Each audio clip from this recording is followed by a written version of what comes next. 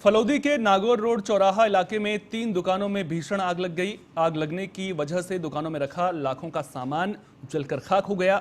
सूचना मिलने पर पहुंची फायर ब्रिगेड की टीम ने कड़ी मशक्कत के बाद आग पर काबू पा लिया है। पुलिस ने मामला दर्ज कर आग लगने के कारणों की जांच शुरू कर दी है।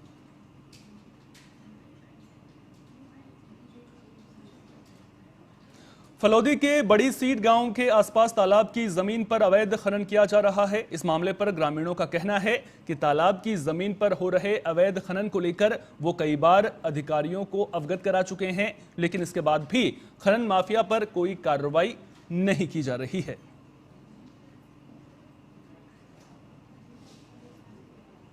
ये बड़ी सीट से 2.5 किलोमीटर पे मेघवाला की ढाणी आती है, 3 किलोमीटर रावतरी नाडी के पास में चल रहा है। हाँ, मैंने शिकायत की तो पुलिस वाला ने प्रयास की गिरफ्तार करने के लिए। किसको? और मेरे को, गंगा सिंह को। अच्छा। और मैं वहाँ गया तो मेरे को 1 घंटा तक बैठाए रखा कि आप ये अवैध खनन की शिकायत यहाँ मत कीजिए और ये माइनिंग डिपार्टमेंट है वहाँ कीजिए, हमारा ये काम नहीं है, हमारे को आप डिस्टर्ब करते हो बार बार। और हमारे पास में वीडियो है, ये वीडियो आपका झूठा है, ठीक है ना। 1 घंटे के बाद में मेरे को वहाँ से छोड़।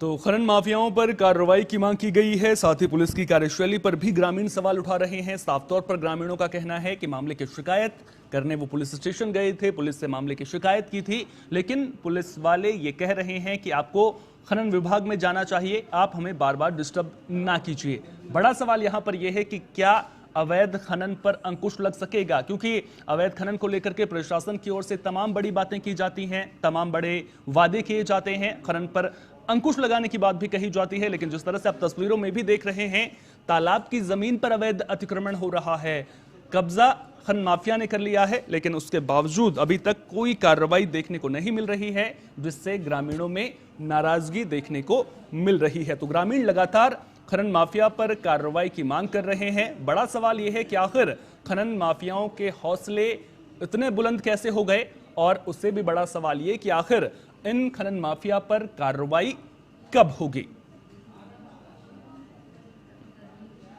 तो खनन माफिया लगातार बेखौफ नजर आ रहे हैं और ग्रामीण ये उम्मीद करते हैं कि प्रशासन की ओर से कार्रवाई देखने को मिलेगी, लेकिन उसके बावजूद जिस तरह की तस्वीरें सामने आ रही हैं वो वाकई में हैरान करने वाली हैं।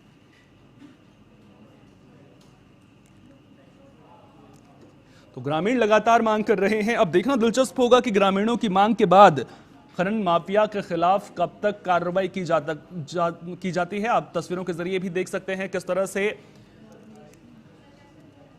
तरह से ये ट्रक आपको नजर आ रहे हैं, अवैध खनन में ये ट्रक लगे हुए नजर आ रहे हैं, और अब ऐसे में उम्मीद की जाती है कि यहां पर कार्रवाई भी देखने को मिलेगी। खबर पर ज्यादा जानकारी के लिए हमारे सहयोगी राजू बयास हमारे साथ में जुड़ चुके हैं। राजू, जिस तरह से अवैध खनन की शिकायत मिल रही है, आखिर प्रशासन की ओर से खनन माफियाओं के खिलाफ कार्रवाई क्यों नहीं की जा रही है?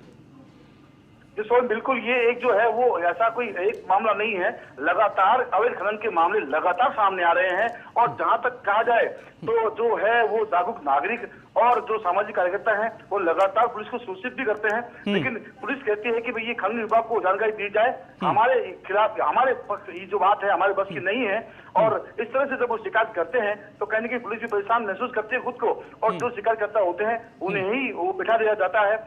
ऐसा ही एक मामला सामाजिक कार्यकर्ता गंगा सिंह के साथ में आया। उन्होंने इस खनन की जो है वो शिकायत की तो उसे 1.5-2 घंटा थाने में बिठा दिया गया। क्या ग्रामीणों ने इसके बाद मामले की शिकायत खनन विभाग से की? क्या ग्रामीणों ने एसडीएम से मामले की शिकायत की? जी बिल्कुल, एसडीएम से शिकायत की है और एसडीएम ने कहा है कि हम जल्दी ही इस खिलाफ कार्रवाई करेंगे, लेकिन उन्होंने भी ये कहा है कि खनन विभाग को इस बात की सूचना दी जाए जिससे कि खनन विभाग कार्रवाई करे, और वो ही इस दायरे में आता है, हमारा इसमें कोई रोल नहीं है। क्या कोई डेडलाइन दी गई है कि कब तक वो इस पर कार्रवाई करेंगे? क्योंकि अगर इस तरह से अवैध खनन होता रहेगा, सरकारी जमीनों पर इस तरह से अतिक्रमण किया जाएगा, तो वाकई में कहीं ना कहीं बड़ा नुकसान यहाँ पर जो राजकोष है उसको भी पहुंचाया जा रहा है।